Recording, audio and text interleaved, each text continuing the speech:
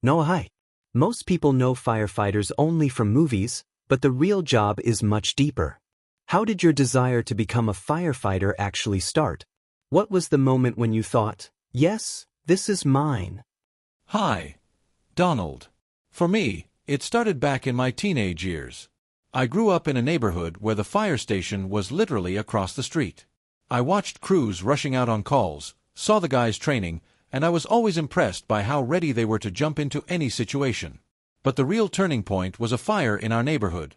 The firefighters saved a family and their dog. That was the moment I realized, this is a profession where your actions directly save lives. And I wanted to be part of that. And what was your very first real step? What did you have to go through to get into the fire service? First, the physical tests, and they're not just about running or push-ups. They simulate real tasks, dragging an 80 kilograms dummy, climbing ladders with equipment, working in full gear. Then comes the medical exam and psychological screening. Only after that, the academy. And it's not just running around with fire hoses. It's months of theory, chemistry, working with suppression agents, studying fire behavior, breathing apparatus, and rescue protocols. And what turned out to be the hardest part of training, when the movie image faded and reality kicked in? The realistic training in smoke chambers. You're almost completely without visibility, you feel the heat, hear alarming sounds, yet you must follow structured actions. And it was tough getting used to the responsibility, realizing that in real life, mistakes are very costly.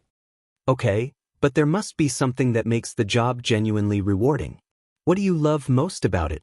Two things, the team and the mission. Firefighters are one of the most tight-knit professions out there.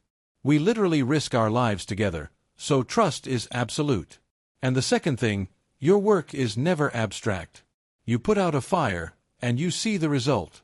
You ventilate a building, and someone gets to breathe. That's a rare feeling. And what about the downsides, the ones most people don't even think about? Constant adrenaline and constant risk. A shift can be calm, or it can completely change your life. Another downside is burnout.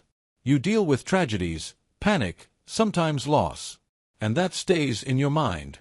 Not everyone is suited for that. You work daily in places others try to avoid. What situations do you consider the most dangerous? Fires in old buildings. The risk of structural collapse is high. Wildfires. The fire direction is unpredictable. And of course, chemical fires, when you don't know what's burning and what might explode. In those cases, experience and cold judgment are everything. How do you manage to stay calm when everything around you is chaotic? Training. We repeat the same actions hundreds of times so the body reacts before the mind starts thinking. And you must understand that panic is the enemy. If you stay calm, the whole team works smoothly. How does your family feel about the fact that you risk your life every day? That's probably the hardest part. They worry. In the beginning, it was difficult for all of us. But over time you learn to separate things. At home, family, and work stays at work. What type of calls cause the most tension for you? Anything involving children. In those situations you work even faster, even more carefully. And of course, vehicle accidents with people trapped, those are always hard. How do you recover after emotionally heavy shifts? Sports, slow walks, sometimes talking with colleagues, they understand better than anyone what you're going through. The service also has psychologists, and using their help is completely normal. If someone wants to become a firefighter, what advice would you give them? Be ready to learn non-stop. Develop endurance, psychological resilience, and the ability to work in a team. And understand, this profession isn't about heroism. It's about discipline, risk, and being ready to act in any situation. What skills do you consider essential? Physical strength, stress resistance, the ability to quickly assess situations, knowledge of safety procedures, ability to operate equipment, and communication. Without these, you can't be a firefighter. And how can someone get into this field from zero? First, get your body ready. Then pass the physical standards and medical exam. Apply to the fire academy, complete the course, get certified. After that, an internship at a department and gaining real-world experience. The path is tough but clear. What would you say to someone who underestimates the psychological side of this job?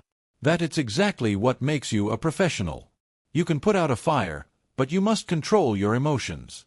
If you can't manage your mind, physical strength won't save you. And the final question, the one my viewers always wait for, tell me honestly, what's the income of a firefighter? How much do they earn at the very beginning, and how much after gaining experience? At the start of their career, a firefighter earns around $35,000 to $45,000 per year. That's the basic level without any additional bonuses. But as they gain experience, complete extra courses, work night shifts, handle complex calls, and move up in qualification, their income rises to $60,000 to $85,000 per year. Specialists with advanced certifications, for example, technical rescue, hazardous materials operations, or unit captains, can earn $90,000 to $110,000 and more with all bonuses included. It all depends on the region, schedule, and level of responsibility. Noah, thank you so much for such an honest and detailed conversation. I think many viewers had no idea how challenging and important the work of a firefighter really is.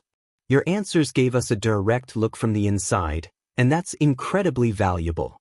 And to all of you, thanks for watching. If you enjoyed the interview, make sure to like the video, subscribe to the channel, and tell us in the comments which profession we should cover in the next episode. See you very soon.